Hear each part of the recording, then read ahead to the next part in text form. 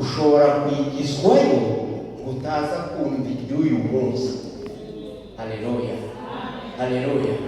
Kandi ubuzima bw'umuntu bwubatse bumeze nko kurya. Ibyo wariye mu gitondo byinjira garanti y'icyo biri bukumariye. Iyo umunsi wabyo n'igihe cyakurangiye, umubiri urakubwira ngo ibyo wampaye byakoze, zana ibindi. No mu mwuka niko bimeze. Iyo utinjiza winjiza konsomasiyo y'ibikugwanya yihoraho, ibikugerageza bihoraho, ibiguca intege bihoraho. Mbese iyo wazicitse uzongerera hehe? Naha ni mu matera.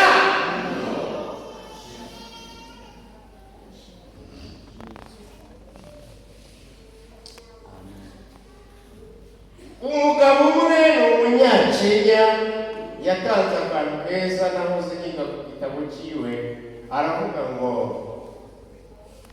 ndi hano kubera mwebwe, namwe mukabaho kubera njyewe. I'm here because you are here because me. Muraho kubera njyewe, nanjye ndaha kubera mwebwe. Iyo atari uko byagenze ku materaniro, impano yawe y'uriya mukobwa muheruka musengera avuga ati nsengera ntere imbere. Haleluya. Yavuze ngo yabaranze, wenda bashyize kuri ka kantu mutereka tujye kumva wa mukobwa abereyeho mwe. Iyo mutaza biriya yarinde byakubusa. Amateraniro aberaho ngo wakire utange. Unange ndi kubahishuje, ariko nanjye muri kuntesha umugisha. Haleluya. Iyo udaterana rero ufata ibyawe ukabikingirana n'ibyanjye. Uwigisha akabura uwo yigisha, uhanura akabura uwo ahanura, ucuranga akabura uwo acuranga. Ubuzima bw'itorero bushingiye ku bumwe, kandi ubumwe ni amatera. Wakuganiriza ku bantu bamaze igihe muri iyi krize y'ifungwa ry'iseta, akwikatishiriza nko mu nkuta, aho ku cyumweru bigira bigira mu maduka gucuruza, niho wamenya amateraniro cyane.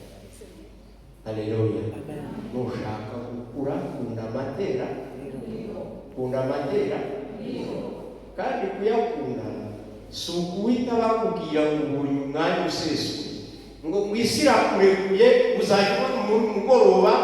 No, ni ukubiharanira, ni ukugira ibyo wirengagiza. Wababaza ngo ko waje ntabyo gukora byari bihari, ahubwo ni agaciro wahaye umugore. Muvuge ngo amen. Haleluya. Warushije utaje agaciro wahaye umugore. Ndasohoye kandi umutirwa turarangirana nota rwose turigiye. Bibiliya yatubwiye ngo aba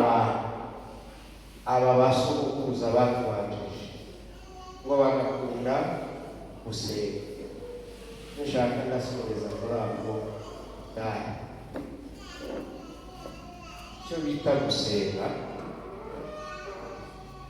niyo departema nini mu byo dusaba. Icyo bita gusenga niyo departema nini. Gusenga kw'amateraniro, gusenga kwa nibata, gusenga kwa korali, gusenga kwa gurupe, gusenga bagakunda gusenga. Haleluya, haleluya. Reka mbabwire n'isengesho rimwe. Mwarashwe cyane murinda muzahara, mufite igitwaro mwarwanisha ahubwo ari uko mutazi kugikoresha. Muti ni iki? Ni igitwaro cyitwa gusenga wiyirije iki? Muti subikuye. Dore ngo Yesu yatanze sitaje kubigishwa ari kubamenyereza bya bindi twita imenyereza. Mugende nyine mbahaye ububasha mube gukora, ariko yagira ngo abarebe asiga n'abatuje ntabwo ugiye kubabwira akababwira. Umuntu abantu bajyaga bazana abadayimoni babazana bati nawe iwanjye yamutse bakabashyira, yamutse bakabashyira. Noneho ngo bahageze basanga bahura n'umudayimoni wigize akara. Mu gitondo bamwirukana wa, saa sita bamwirukana wa. Noneho wa muntu nyiri umuntu niwe wagiye kubarenganira. Ngo yaragiye asanga Yesu aravuga ati singaba ba bantu bawe bamwiriweho bakuraraho dore yabananiye, ngaho nyabyikorera bariya nta kigeni.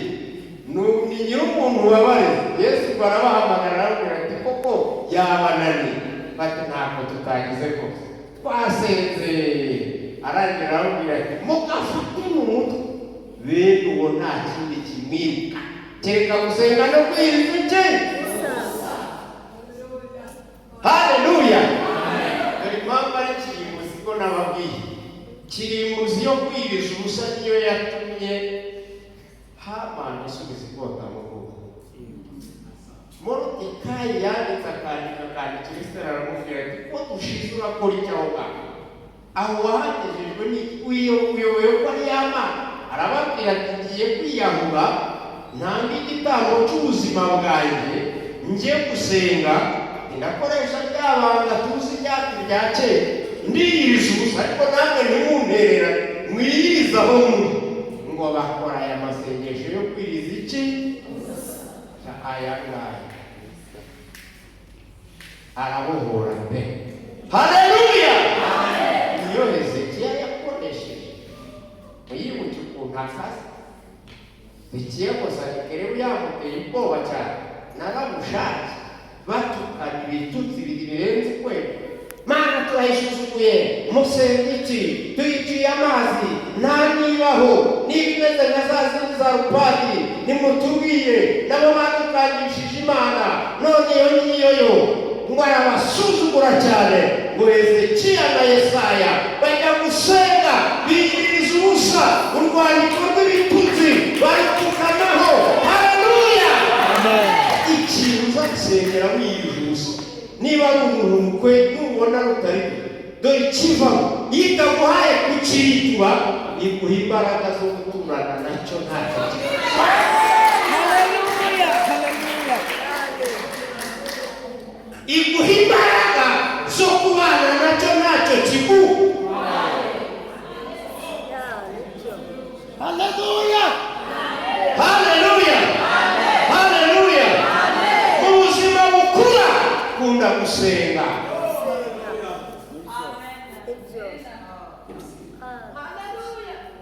Ubu n'ibitabo dusenga tuzasubiramo niba ukunda gusenga. Ibyo gusangira kumenya icyo mugenzi wawe mupfana tuzabireba ibindi. Kwaguka mu mirimo nayo irakuza. Ntushaka gukura gukora cyane iby'Imana. Iyo ushaka gukura urakora cyane, kuko gukora cyane nibyo bizamura umuntu mu ntera. No mu buzima murabizi, umwaka iyo ushize abashefu bashimira abakoze, turashaka uwarushije abandi. Kandi ubwo abonye inota hari n'ikindi bitanga kuri we, yazamurwa mu ntera, yarebwa neza, yakongerwa agashahara, yashimirwa imbere y'abandi. Imana nayo yitambagira umukozi ukorera neza, ushyiramo umwete n'indi, utari icyangwe cyangwa umunebwe, uboneka mu bintu byawe. Ariko iyo umuntu yagwingiye babona umuntu uraho utazana n'akajerekani. Umwana wagwingiye agira imyaka myinshi, utamutuma kuzana udukwi akaba ntiyazishobora cyangwa ntiyajyayo. Umuntu wakuze dore azamukana bya bindi, muze kubijondora mwitonze. Imana iduha umugisha mu ijambo ryayo mu izina rya Yesu. Muhaguruke dusenge. Haleluya! Haleluya.